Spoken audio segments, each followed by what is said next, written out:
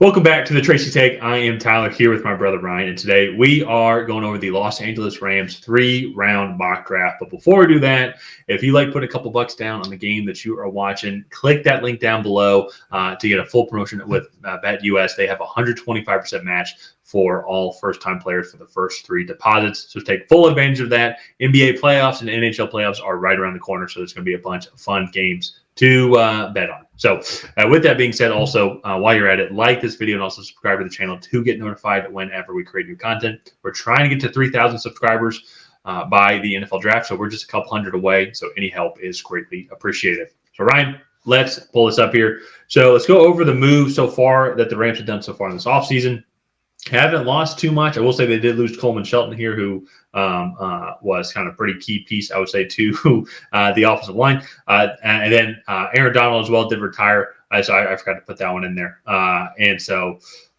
But addition-wise, though, I will say they brought in, I think, a lot of good players. Well, especially then, too, they've really focus on the secondary as well. Notre Davis White's coming off an injury, but I think still having him there at minimum is going to be good depth, even if he is on a pitch count. Darius Williams from Jacksonville, Cameron Curl also too coming over from Washington. They addressed the interior offensive line as well with bringing in Jonah Jackson, then also then re-signing Kevin Dotson, I think was huge.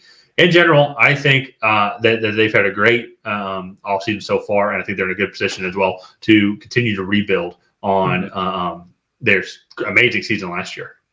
Yeah, no, I agree. I like the Colby Parkinson signing, going and getting Kevin Dotson and Jonah Jackson continuing to solidify this offensive line.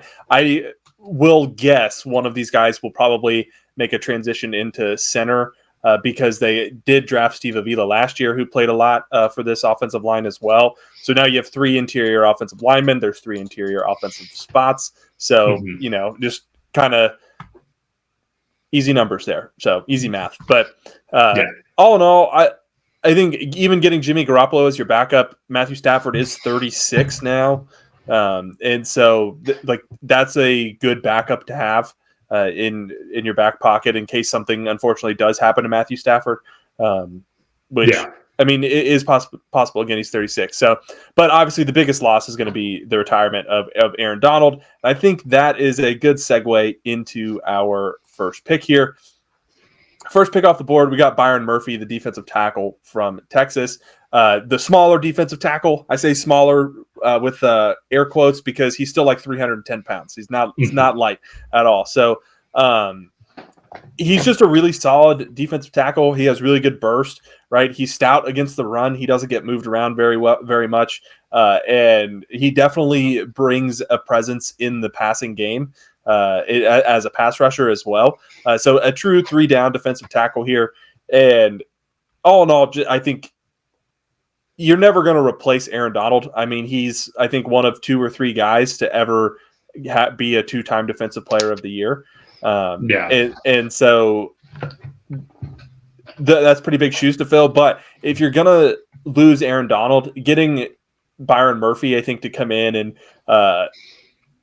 play at a similar spot, I think would be good because there's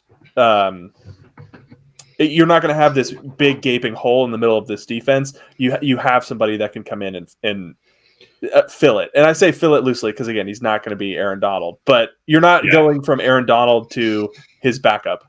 Yeah. Well, I think one thing, too, that's been interesting about looking at the Rams as well, and now as a Falcons fan, we have Raheem Morris, and one of the things, too, that I was looking at is how the Falcons are going to draft. And there's even a great interview with Raheem Morris and Terry Fontenot where they were talking about trying to implement what the Rams have done overall and with their draft strategy and trying to implement that here into Atlanta, and especially then too, especially like knocking day 3 out of the park. Like, and you go look at some of their additions, Puka Nacua, Byron Young as well. Who I think Byron Young I think he was a late round 3 pick, but still, go and finding that good value here.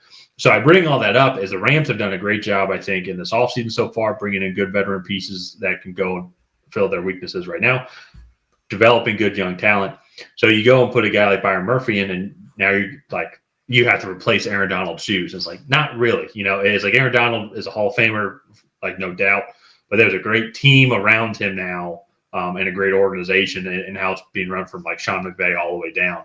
That I think Byron Murphy's in a position and is set up to be successful here. And so I think it's going to be if he could be half as good as Aaron Donald was, I think Rams fans would take it. I think that'd be a successful career.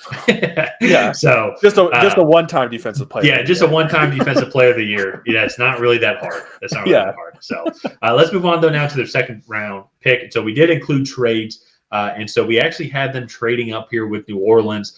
Rams gave them, I believe, the 52nd pick and the 99th pick, and then they swapped out then like the 45th pick, I think, then for like 113 or 114. I'm trying to remember exactly what the trade was, but yeah, we know they got Jimmy Garoppolo as well. I think this would still be a good spot. As we talked about, you do need to start planning for life after Matt Stafford. And I think going to get a guy like Michael Penix Jr., I think is going to be very unique. You put him in this Sean McVay type offense, which is very quick, very spread out. You got to be able to throw the ball hard and quick into to a lot of moving pieces. And that's kind of, I think, what Michael Penix did at Washington. I mean, he had a three-headed monster in that receiver room. All those guys are going to be top 100 picks. And he's going to have a good offensive line in front of him. And actually, any good quarterback is going to need to have a good offensive line in front of him. But I think also, too, this gives him a couple of years now to keep developing as well, because he's going to be 24 by the start of the season, if he's not already 24. So give him a couple of years. And let's say Matt Stafford moves on after 2 years, he'll be 26. And he could still go and have then a good, successful 10-year career. Because, I mean, shoot, Matt Stafford's 36, So I think this is a long-term decision for a quarterback that has a high upside, and you get it for very cheap. Yeah, and that's he has the injury history from multiple years ago. It hasn't been a problem this year or in the last couple seasons, which is nice to see. Also now too, he had the 36-inch vertical. He ran a 4.55 40 at his pro day. So the athleticism is still definitely there. To me, I think when you look at that Washington offense and what he was able to do, one, he is dynamic throwing the football. Just watching the football explode out of his arm is crazy to watch. I mean, it doesn't look right. It looks like a glitch. It was fun too. It's like, as a family, we're randomly Indiana Hoosier fans. So for 4 years, it was a lot of fun to watch him play, because we haven't really watched good football in general. I'm a Falcons fan. I'm allergic to good football teams. But watching him at Indiana was a lot of fun. And honestly, too, him making the national championship might be the best moment in Indiana football history. But he is such a fun player to watch. And I hate seeing him have all these injury histories.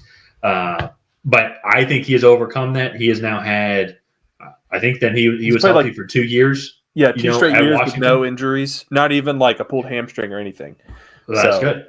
I can't even say that. But no, I mean, just to kind of wrap up on him really quick, the one thing I think he would struggle with is the timing over the middle of the field. And that is pretty prevalent in Sean McVay's offense. But again, you have a couple years to develop him and get him used to that. His one weakness outside of on the field play, that's most notable. I mean, he's not a perfect quarterback. Nobody's a perfect quarterback. But watching though, he's got the cannon. He can throw it a mile long. He can throw it clear over that mountain. But he always seemed to struggle with the touch throws. Those little soft touch throws that I've noticed. So I think that could be something that can obviously be worked on, and it could keep developing. I think that if you sit behind Matt Stafford as well during that time, I think they can get him there. So I think it's a worthy investment overall. So let's move on now to their final pick as well. We have them to help protect Michael Penix whenever that point comes, but getting Blake Fisher tackle from Notre Dame. So great career at Notre Dame, opposite of Joe Alt. And so he's not being talked about nearly as much, because I think it goes to show how good Joe Alt is. I think here just going to be a little bit more offensive line reinforcement. Part of the reason I think why we want to go that route, if you go and look at kind of the offseason additions that they've made so far, focus on the interior and focus on the secondary and the defense a lot. So I think that one area they haven't addressed too much is going to be that offensive tackle spot. Mm-hmm. And Blake Fisher is going to be a good guy, I think, right after that. Kind of initial wave of those top tackles. He's going to be that first one, I think, in my mind, that comes off the board of those late third round, early day 3 type tackles.